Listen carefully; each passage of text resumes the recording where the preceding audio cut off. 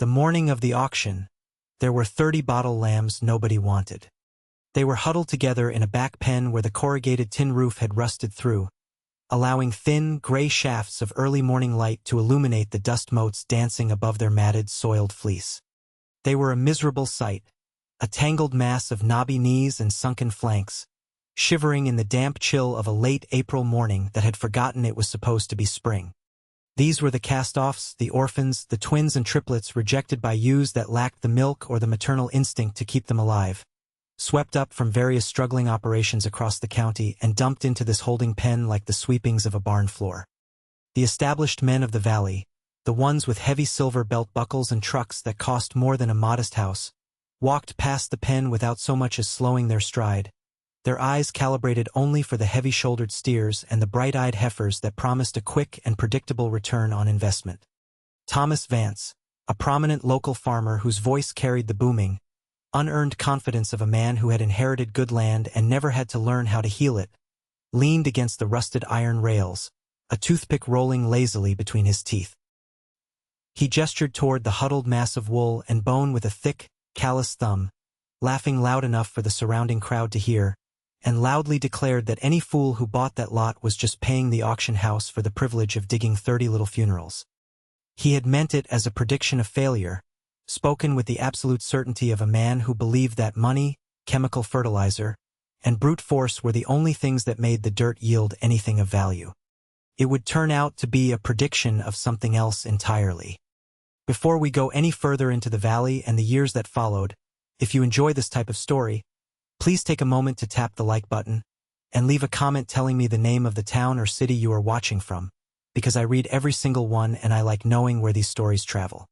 The auctioneer's voice was a rhythmic, gravelly chant that washed over the crowd like fast-moving river water over smooth stones, a continuous drone that dictated the financial heartbeat of the county, but the rhythm stumbled and slowed when he reached the back pen. His tone dropped into something resembling an apology as he asked for an opening bid, starting low, then dropping lower, asking for any sign of interest in the shivering, undersized creatures that looked more like damp, discarded rags than viable livestock. Sarah stood at the edge of the crowd, her hands buried deep in the pockets of a canvas coat that had once belonged to her grandfather, the fabric worn soft and fraying at the cuffs in the way a rope frays before it finally gives way. She had returned to the valley only a month prior, a quiet retreat following a hollow, exhausting failure in a nameless city where she had spent 5 years trying to fit her life into a sleek, sterile shape that the land in her blood had never intended for her. She had come back to an inheritance that most in the county considered a burden, a neglected, multi-generational family farm with a sagging porch, a leaning barn, and pastures that had grown wild and choked with thistle and sour weed. She had no concrete plan, only a dwindling savings account and a deep, unmoored feeling of exhaustion. But as she watched the lambs shivering in the shadows, something within her, something ancient and quiet, finally settled into place. She raised her bidding number, a small square of white cardboard that seemed to catch the meager light, and offered a price so low it was practically a rounding error on the auction house ledger. The silence that followed her bid was profound, a sudden vacuum of sound in the noisy barn, broken only by a few scattered chuckles and the low, murmuring whispers of the established men who looked at her with a mixture of pity and condescending amusement. The auctioneer brought his gavel down with a sharp crack, officially transferring ownership of 30 fragile, dying lives to a young woman who looked as though a strong wind might blow her back to the city limits. Thomas Vance shook his head, pushing himself off the iron rail, and muttered to his companions that the old farm was finally going to be put out of its misery by a girl who thought she could run a livestock operation like a petting zoo. Sarah did not look at him, did not flush with anger, and did not offer a single word of defense, because she was already calculating the amount of milk replacer she would need, the heat lamps she would have to rig, and the hours of sleep she was about to sacrifice. The drive back to the old homestead was slow, the back of her borrowed trailer filled with the weak, reedy bleating of the hungry animals, a sound that seemed to weave itself into the rattling of the floorboards and the whining of the tires on the cracked asphalt. The farm greeted her with the same quiet indifference it had shown since her grandfather passed away, the tall grass bowing slightly in the afternoon wind, the weathered wood of the outbuildings standing like gray ghosts against the backdrop of the dark, timbered hills. She spent the first few weeks moving in a state of perpetual twilight, governed not by the sun, but by the relentless 4-hour feeding schedule of 30 desperate stomachs, mixing warm water and powder until her hands were raw and her clothes smelled permanently of sweet milk and damp wool. It was during one of these sleepless nights, while searching the attic for an old space heater to warm a particularly weak lamb, that she found the heavy wooden trunk pushed back into the shadows beneath the eaves. Inside, wrapped in oilcloth to protect them from the damp and the mice, were her grandfather's records, not simple farm logs of profit and loss, but decades of detailed, patient observations written in a meticulous, slanted hand. The notebooks read like the field notes of a man studying something he loved deeply and without condition, chronicling the exact dates the frost left the soil, the specific types of native grass that survived the dry years, and the subtle shifts in the behavior of the animals before a storm. As she sat on the dusty floorboards, reading by the yellow light of a single bare bulb, she discovered a recurring, underlined phrase that her grandfather had written across multiple volumes, a central thesis that seemed to govern his entire existence. He had written over and over that the ground remembers, that debt is a man telling the future what it has to do, and that you must always work at the speed of the soil, never at the speed of the bank. This philosophy ran entirely counter to the modern, forceful methods employed by men like Thomas Vance, who treated the earth as a factory floor to be managed with chemicals and heavy machinery, demanding yields that outpaced the natural rhythm of the seasons. Armed with these fragile, yellowing pages, Sarah realized she needed a key to fully understand the practical application of her grandfather's philosophy, a way to translate the poetry of his observations into the hard reality of muddy boots and hungry mouths. She left the farm in the care of a trusted neighbor for a few hours and drove up into the high country to visit Great-Aunt Clara, her grandfather's sister, a woman in her late 80s who lived alone in a small stone house and wore practical men's work shirts. Clara poured tea with hands that were gnarled and spotted like old walnut wood, listening in absolute silence as Sarah described the lambs, the ruined pastures, and the notebooks she had found in the attic. The old woman took a slow sip of her tea, her eyes sharp and clear beneath heavy, hooded lids, and offered a single, terse piece of advice that would become the foundation of Sarah's entire operation. Clara told her that the mistake everyone makes is trying to save the weakest and breed the strongest, but the secret, the thing her grandfather knew, was to buy the ones that stood in the middle of the pen, the ones that endured quietly without demanding attention, because resilience is silent. Sarah took this wisdom back down the mountain, back to the sagging barn and the 30 lambs that were slowly, miraculously, beginning to put on weight, their hollow flanks filling out, their fleece losing its matted, dull appearance. The work was incredibly slow and utterly unglamorous, consisting of repairing ancient, rusted wire fences by hand, carrying heavy buckets of water across uneven ground, and observing the flock with the same patient, quiet intensity her grandfather had written about. She began implementing a system of rotational grazing, moving the small flock every single day to fresh patches of grass, allowing the ruined pastures to rest, to breathe,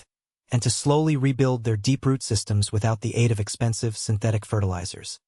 This work was mostly invisible to anyone who was not paying close attention, and the broader community, fueled by the gossip that flowed through the county's true circulatory system, the local feed store, continued to view her as a foolish girl wasting her time on a doomed hobby. When Sarah went to town for supplies, Thomas Vance and his lieutenants would lean against the counter, offering false friendliness and asking with exaggerated concern how her little pet rabbits were doing out there on the weed patch. Sarah never flushed, never raised her voice, and never offered a defense of her methods. She simply answered plainly without heat or defensiveness, stating that they were eating well, a level tone that took the fun out of the mockery and left the men standing in an awkward, heavy silence. Elias Pratt, the old-timer who owned the feed store and spent his days sitting by the wood stove, observed these exchanges silently, but one afternoon, as Sarah was loading bags of mineral supplement into her truck, he offered a small, private confirmation. He leaned against the doorframe, chewing on a matchstick, and quietly mentioned that he remembered when her grandfather used to move his sheep every day, and how the whole town had laughed at him too, right up until they saw the thickness of his winter hay bales. It was the first external validation she had received, a small spark of encouragement that carried her through the long, lonely winter months. when the wind howled down from the mountains and the frost coated the windows in thick, intricate patterns of ice. Spring arrived not with a sudden burst of warmth, but with a slow, muddy thaw, and to the absolute astonishment of the valley, all 30 of the bottle lambs had survived, growing into sturdy, thick-wooled yearlings that moved with a calm, deliberate energy. The first sales happened almost by accident, when Elias Pratt bought 2 of her wethers for his own freezer, and within weeks word spread quietly through the back channels of the community about the quality of the meat, how it tasted clean and rich like the land itself. An organic, unspoken branding emerged. People did not call it by a fancy farm name, they just called it the Old Man's Valley Lamb, and they were willing to pay a premium for it, bringing a slow, steady trickle of cash that Sarah immediately reinvested into better fencing and water lines. She noted these small victories in her own notebook, writing in a hand that was beginning to resemble her grandfather's, recording the successes without ceremony, but allowing herself a quiet moment on the porch at sunset to simply sit with the feeling of water finding its level. The true test, the crucible that would separate the resilient from the over-leveraged, arrived in her 3rd year on the farm, when the rain simply stopped falling, and the sky turned into a harsh, unforgiving dome of pale, cloudless blue. It was the worst drought in living memory, a relentless, baking heat that turned the conventional farms into dust bowls, their chemically dependent, shallow-rooted pastures burning up by early July, leaving the soil exposed and vulnerable to the hot winds. Men like Thomas Vance, who had borrowed heavily against future yields to buy more synthetic inputs and bigger tractors, found themselves trapped in a vicious cycle, forced to buy expensive hay trucked in from 3 states away just to keep their purebred, high-maintenance herds alive. The auction house, the same place where Sarah had bought her rejected lambs, was suddenly flooded with desperate men selling off prime, starving cattle at a massive loss, the air thick with the smell of dust, panic, and financial ruin. Amidst this regional devastation, Sarah's farm stood as a defiant, impossible green island in a brown county, a testament to the years of patient, invisible work she had poured into the soil. Because she had allowed the pastures to rest, because she had fostered deep-rooted native grasses that could reach the receding water table, and because her sheep were bred for resilience rather than rapid, artificial growth, her land held its moisture. The flock grazed contentedly in the early mornings and rested in the shade during the heat of the day, requiring no supplemental feed, their bodies perfectly adapted to the harsh reality of the environment, sustained by the ancestral wisdom buried in the dirt. People began to drive out the dusty county road just to look at it, slowing their trucks as they passed her fence line, staring at the lush, green forage and the healthy, calm animals, completely unable to reconcile what they were seeing with what they had believed to be true about farming. The skeptics, the men who had laughed in the auction barn and mocked her at the feed store, finally and completely understood what they were looking at, the undeniable visual proof that patience beats money and attention beats force. Late one evening in August, when the heat finally broke and a cool breeze drifted down from the timberline, a heavy, expensive truck pulled slowly into Sarah's driveway, its tires crunching loudly on the gravel. Thomas Vance stepped out, leaving the engine running, his shoulders slumped, the booming confidence completely hollowed out of him, carrying his hat in his hand like a man approaching an altar he did not fully understand. He walked up to the edge of the porch where Sarah was sitting, mending a leather halter, and he looked out over the green pasture, his eyes tracing the contours of the land that he had once dismissed as a weed patch. He did not offer a grand, emotional apology because men like him did not know how to say the words "I am sorry," but he did something far more difficult. He looked at the young woman he had publicly mocked, and he spoke a plain admission of fact. He said simply and quietly that he was wrong, and that she was right, stating it not as praise, but as a kind of grievance against the order of things, a reluctant surrender to the reality of the soil. He asked if she would be willing to lease him some of her rams for the fall breeding season, offering top dollar, and more importantly, he asked if she would walk his pastures with him and tell him what he was doing wrong.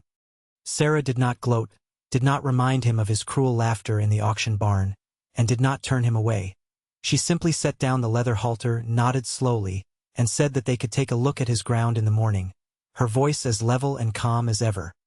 This quiet conversion of the loudest skeptic did what her own success alone could not do. It broke the dam of local pride, and soon, other established farmers began to visit, sitting on her sagging porch, drinking coffee, and listening as she read from her grandfather's notebooks. She became a teacher, entirely by accident, sharing her knowledge freely, walking them through her fields,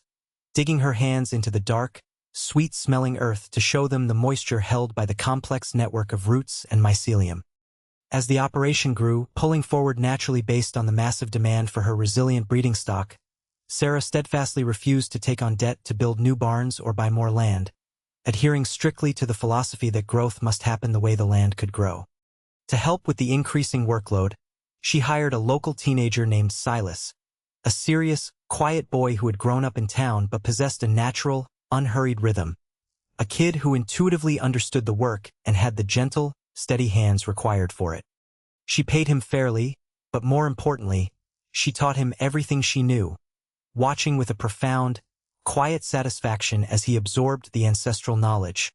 representing the successful transmission of the legacy to a completely new generation. In the late autumn of her 5th year on the farm, Great-Aunt Clara passed away peacefully in her sleep in the stone house up in the high country, having lived just long enough to see the profound, undeniable success of the methods she had helped unlock. Sarah attended the small graveside service, feeling a bittersweet mixture of heavy grief and profound gratitude, knowing that the ancestors who would be proudest of her were resting beneath the very soil she had spent the last 5 years healing. Clara's passing marked a silent, definitive shift in the valley. The mantle of the wise elder, the keeper of the old ways, had officially and permanently transferred to the young woman who had once returned from the city with nothing but a broken spirit and an empty bank account. The story came full circle on a crisp, bright morning the following April, when Sarah drove her truck and trailer back to the same livestock auction yard where she had first purchased the 30 dying lambs. She was not there to buy the unwanted cast-offs this time. She was there to sell a select group of her finest yearling rams, animals whose genetics carried the hard-won resilience of the drought years and the deep nourishment of the healed pastures. When her lot was driven into the central ring, the auctioneer did not mumble or apologize. His voice rang out clear and sharp, starting the bidding high, acknowledging the undeniable quality of the stock standing before the crowd. The bidding was fierce and rapid, the established men of the valley competing eagerly against one another for the privilege of bringing Sarah's genetics into their own herds, their bidding numbers flashing in the dusty air. Sarah stood at the back of the crowd, her hands in the pockets of her grandfather's canvas coat, watching the scene unfold with a quiet, steady gaze, noting that this time, absolutely no one in the building was laughing. She walked out into the cool spring air before the gavel even fell for the final time, the sound of the auction fading behind her, stepping into the cab of her truck and turning the key, eager to get back to the quiet work of the farm. The valley had learned, through the harsh lessons of drought and the undeniable proof of green grass, the core truths that her grandfather had carefully written down in the margins of his ledgers so many decades ago. They learned that the rejected thing, the broken thing, is often the most valuable thing in the world when you finally learn how to read it, how to support it, and how to give it the time it needs to heal. They learned that true patience will always beat borrowed money, that careful, quiet attention to detail will always overcome brute, mechanical force, and that you cannot argue with the weather or the dirt. Most importantly, they learned that genuine worth does not need to shout, does not need to boast, and does not need to argue with its critics, because in the end, if you simply do the right work, the worth will prove itself. If you made it to the end of this story, please share it with someone who has been told they are not worth much, or who is working quietly on something the world doesn't understand yet. And please, leave a comment and tell me about the thing in your own life that everybody laughed at, the small, stubborn thing you kept on with anyway, the dream you refused to let die. Because I read every comment. Every one. I will read yours. The drive back to the farm was always the best part of the day, the moment when the noise of the town faded away, replaced by the familiar silhouette of the dark timberline against the vast, open sky. Sarah turned off the paved highway onto the gravel road that led to her property, the tires kicking up a familiar plume of gray dust that settled slowly onto the wild roses blooming along the fence line. She thought about Silas, who was likely back at the barn, checking the water troughs and making sure the new mothers had enough shade. His young hands learning the same ancient rhythms that her grandfather had known. The farm was no longer just a piece of inherited property. It was a living, breathing entity, a complex web of roots, soil, water, and life that she had partnered with rather than tried to conquer. When she pulled into the driveway, she did not look at the house first, but out across the pastures, where the grass was thick and vibrant, moving like the surface of a green ocean in the afternoon breeze. She parked the truck, stepped out, and walked not toward the porch, but out into the middle of the nearest field, kneeling down to press her hands flat against the cool, damp earth, feeling the steady, enduring pulse of a world that had finally remembered how to thrive. The sheep grazed quietly around her, the soft tearing sound of grass being the only noise in the valley, a sound that felt like a profound, continuous prayer of gratitude to the soil beneath their feet. She knew that there would be hard years ahead, winters that would test their endurance and summers that would threaten to burn them out. But she also knew that they were ready for whatever the sky decided to give them. Because the ground remembers, and as long as there were people willing to listen to the slow, quiet wisdom of the dirt, the valley would never truly be lost. The legacy was secure, not in bank accounts or grand monuments, but in the dark, rich topsoil, in the resilient bloodlines of the flock, and in the quiet confidence of a young woman who knew exactly who she was. And as the sun began to dip below the western ridge, casting long, golden shadows across the healed land, Sarah stood up, brushed the dirt from her knees, and walked back to the house to begin the evening chores. The work was never truly finished, but for the first time in a long time, the work felt exactly like home. The old barn, which had once leaned dangerously, had been reinforced with heavy oak beams, standing straight and proud against the twilight sky, a symbol of the slow, deliberate rebuilding of a life. Inside, the air smelled of sweet alfalfa hay, clean wool, and the faint, metallic scent of the well water that filled the long galvanized troughs, a perfume that Sarah found more comforting than anything she had ever known in the city. She walked down the center aisle, her boots making a soft, rhythmic sound on the packed dirt floor, running her hand along the smooth wooden rails of the holding pens, remembering the 30 shivering lambs that had started it all. Those lambs were gone now, having lived full, productive lives, but their descendants filled the pastures, carrying the genetic memory of survival, of endurance, of thriving when the world expected them to fail. She paused by a pen where a young ewe, a first-time mother, was gently nudging her newborn lamb toward the milk, the tiny creature unsteady on its knobby legs but determined, its tail flicking with sudden, desperate energy. Sarah watched them for a long time, longer than seemed reasonable, her breathing matching the slow, steady rise and fall of the mother's flank, feeling a profound sense of connection to the cycle of life unfolding in the quiet shadows of the barn. She did not need to intervene, did not need to force the issue. She only needed to observe, to provide the safe space, and to trust the ancient instincts that had governed these animals for thousands of years.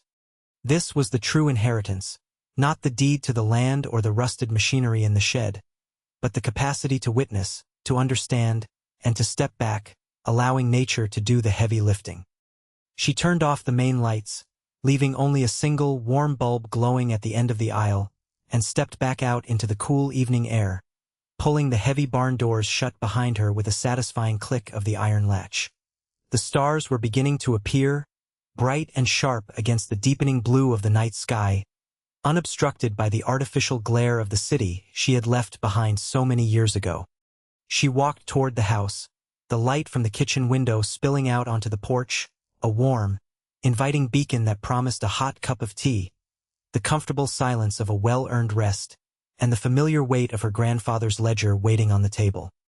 She would write in it tonight, noting the birth of the new lamb, the condition of the south pasture, and the exact temperature of the evening air, adding her own small verse to the long, continuous poem of the farm. And somewhere, deep beneath the frost line, in the complex, unseen world of roots and rock, the ground would record it all, holding the memory of this day, of this work, and of this quiet, triumphant life, until the sun rose again to start the cycle anew. The rhythm of the days settled into a comfortable, predictable pattern, dictated not by the frantic demands of a clock or the artificial urgency of a corporate schedule, but by the slow, inexorable turning of the earth. Mornings began before the sun broke over the eastern ridge, the air still biting and crisp, as Sarah moved through the quiet house, the floorboards creaking familiarly underfoot, a sound that no longer felt like a sign of decay, but rather the settling of an old, trusted friend. Coffee was brewed strong and black, consumed on the porch while the world was still painted in shades of gray and blue, watching the mist rise off the creek in the lower pasture, a daily communion with the land before the real labor began. Silas would arrive just as the first rays of light struck the tin roof of the barn. His old pickup truck rolling to a gentle stop, the boy stepping out with a quiet nod, already pulling on his heavy leather work gloves. Together, they would begin the dance of rotational grazing, a choreographed movement of portable electric fencing and eager animals, a process that required few words but immense concentration and an intimate understanding of the grass. They looked for the specific signs her grandfather had written about: the height of the sward, the recovery of the trampled stalks, the exact moisture content of the soil beneath the thatch, reading the pasture like a complex, living text. When they released the flock into the new paddock, the animals would move forward in a wave of wool and eager bleats, heads dropping immediately to graze, their hooves gently working the manure and organic matter back into the topsoil. It was a perfect, closed-loop system, requiring no inputs from the outside world, no chemical fertilizers shipped from distant factories, no heavy machinery to till and destroy the delicate fungal networks beneath the surface. Thomas Vance, true to his word, had become a frequent, silent observer of this morning ritual, parking his truck on the county road and leaning against the fence line, watching Sarah and Silas work. He never interrupted, never offered unsolicited advice, but simply watched with the intense, focused gaze of a man who was trying to unlearn a lifetime of expensive, destructive habits. Eventually, he began to implement the changes on his own massive acreage, selling off his heavy, fuel-guzzling tractors, seeding his bare dirt with diverse cover crops, and dividing his massive, ruined pastures into smaller, manageable paddocks. The transformation of Vance's land was slower, the soil more deeply damaged by years of chemical abuse, but as the seasons turned, the harsh, cracked earth began to soften, the dust storms ceased, and the green began to creep back into the valleys. This shift in the county's largest operation sent a profound ripple effect through the entire agricultural community, validating Sarah's methods on a scale that could not be ignored or dismissed as a mere fluke of a small hobby farm. The feed store, once the epicenter of mockery and skepticism, slowly transformed into a hub of genuine inquiry, where men in dirty boots gathered around the wood stove not to gossip, but to discuss forage density, water retention, and the healing of the soil. Elias Pratt sat behind the counter, a knowing smile playing at the corners of his mouth, selling less synthetic fertilizer and more grass seed, watching the valley slowly return to the wisdom of the men who had first settled it. Sarah became the unofficial agronomist of the region, hosting pasture walks on Saturday mornings, leading groups of weathered, tough men through her fields, showing them the dark, crumbly texture of earth that was truly alive. She spoke softly but with absolute authority, her voice carrying the weight of experience, of failure survived, and of the deep, quiet knowledge passed down through the yellowed pages of her grandfather's ledger. She taught them that the soil was not an empty vessel to be filled with chemicals, but a complex, living organism, a stomach that needed to be fed with organic matter, rest, and the gentle impact of grazing animals. She taught them to observe the weeds, not as enemies to be eradicated with poison, but as messengers, indicator plants that told the story of what the soil was lacking, whether it was compacted, acidic, or starved of calcium. And she taught them, above all else, the terrifying, liberating truth that they did not need the banks, they did not need the chemical companies, and they did not need the crushing weight of debt to be successful farmers. This was the true revolution, a quiet, grassroots rebellion against a system designed to extract wealth from the land and the farmer,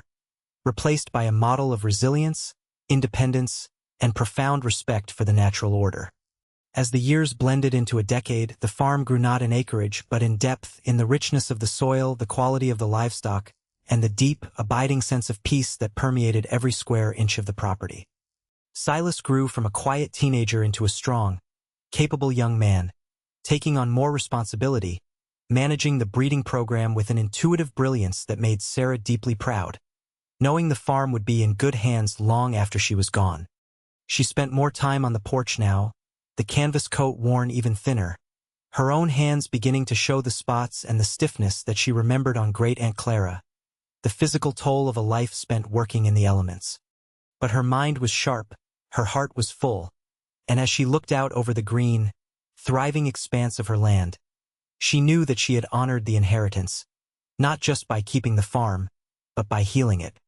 She had taken the broken, the rejected, and the mocked, and through patience, observation, and an unwavering belief in the wisdom of the earth, she had turned it into a beacon of hope for an entire valley. The 30 bottle lambs were a distant memory, but their legacy lived on in every blade of grass, in every healthy calf born on neighboring farms, and in the quiet, respectful nods she received from the men who had once laughed at her. The ground remembers everything, the cruelty and the care, the force and the patience, the chemicals and the deep, nourishing rest. And in this quiet corner of the world, the ground had finally remembered how to sing, a silent, green symphony of life, endurance, and the quiet, triumphant power of simply paying attention to the things that truly matter.